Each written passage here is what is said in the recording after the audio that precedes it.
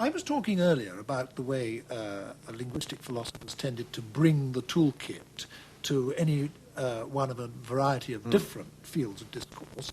And that, I think, relates now, in our present stage of this discussion, to one of the important shortcomings of linguistic philosophy and practice as an approach.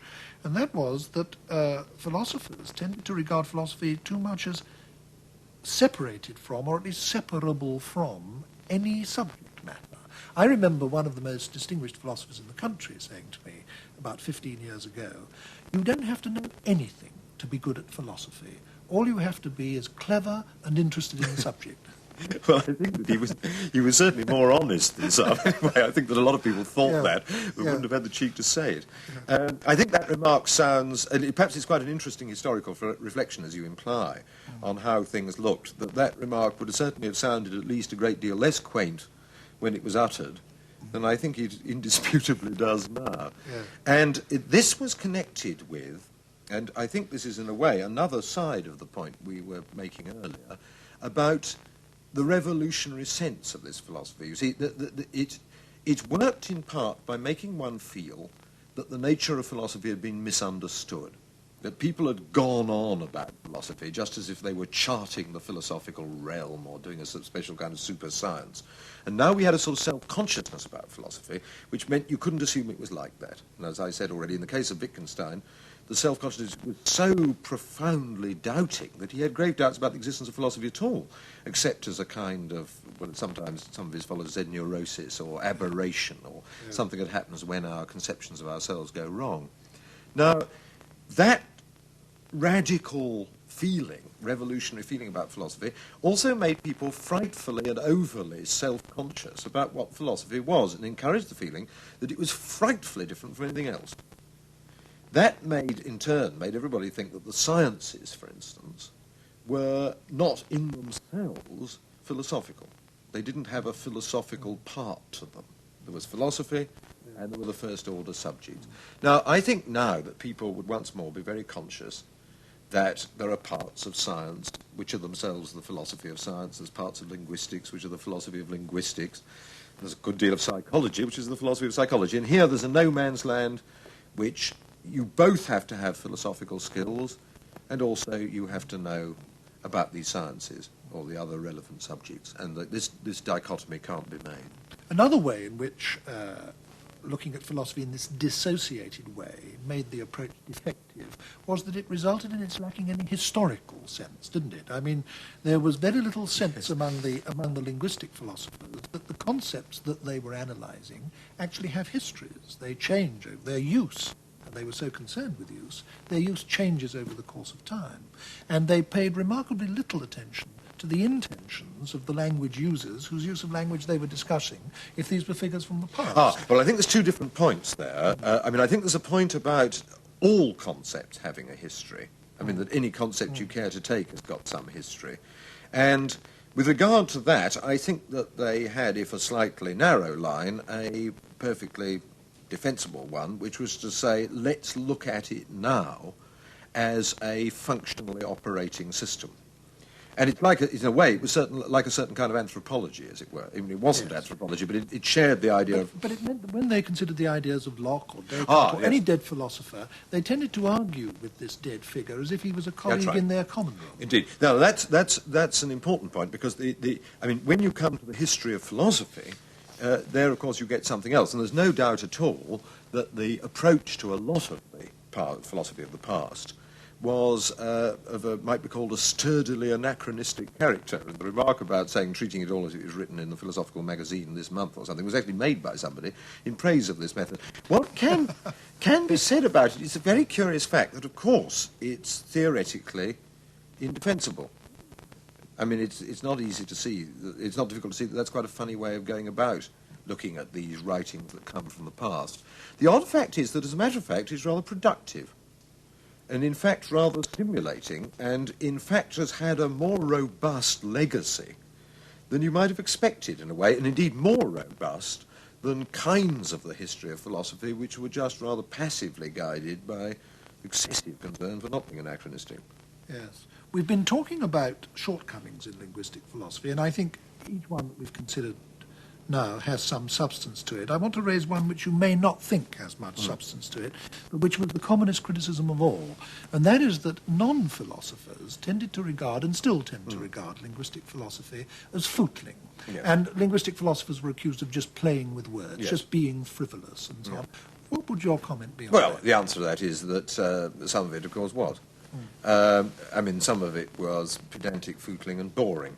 But I think that there is a very sort of boring fact which is very important here, which is that at all times, in all eras, and whoever's doing it, at least 90% on a generous estimate of philosophy that's done is not much good, and is never going to be of any interest much to anybody later on except historians. And that's true of most subjects, but it's especially true about philosophy.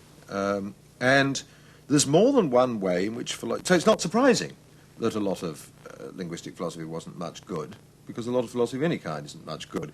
It had a special way of being bad, which was being footling, frivolous, and pedantic, instead of being pompous, empty, and boring in that sort of way, as a lot of other philosophy is. I mean, there are really two ways in which philosophy can be bad. It can be either be pedantic or it can be bogus. What linguistic philosophy made a speciality out of being bad by being pedantic. Well, in some ways, it's a more honourable way of being bad than being bogus.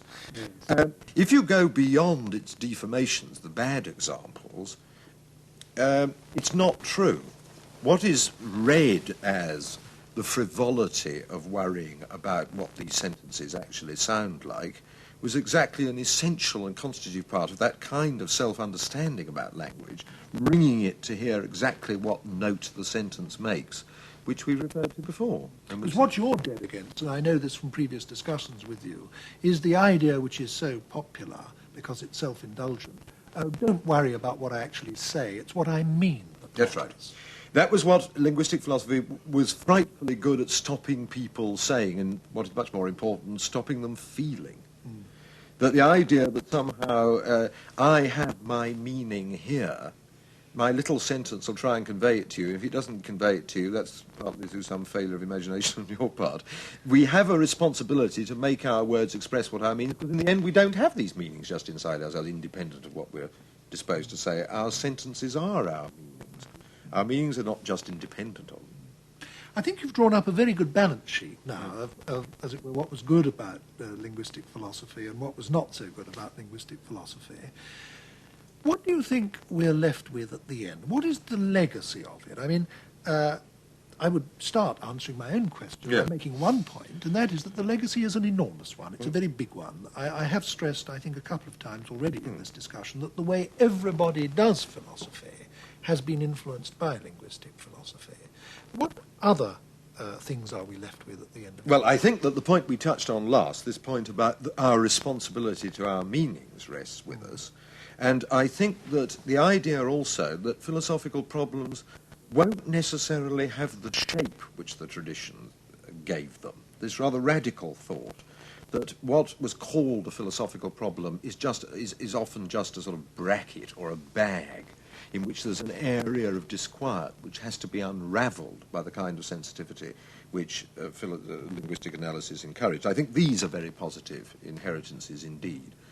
And I think that when you join it to the new concern, the regained concern with theory, which philosophy now very much manifests, you get an extraordinarily fruitful combination, if you see what I mean, from these two elements from the past.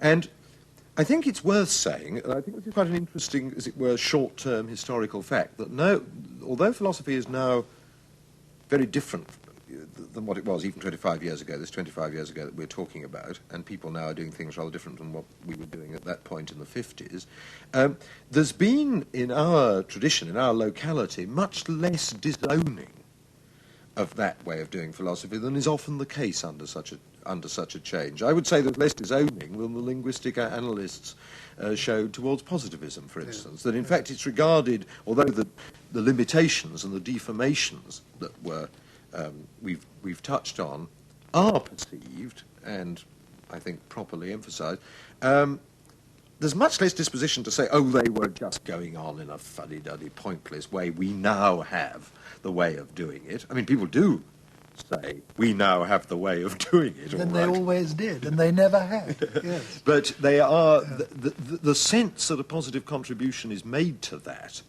by not just an added sensitivity to language, but the grasp of this fundamental proposition that we can't get to philosophical reality independent of these actual words we are disposed to say, and that it's a very important fact about ourselves and our pattern of our life and our philosophical needs that these are the words we are disposed to say. This consciousness, I think, remains.